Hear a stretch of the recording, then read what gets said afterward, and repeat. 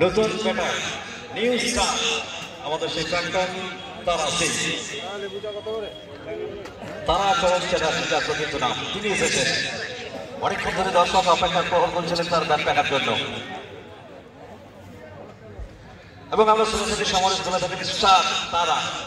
তো সমালোচনার কথা বলতে হয় তারা সিং তার আগমন ঘটেছে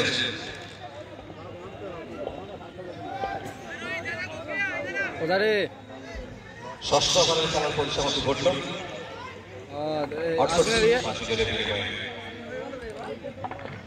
আমাদের মাঠে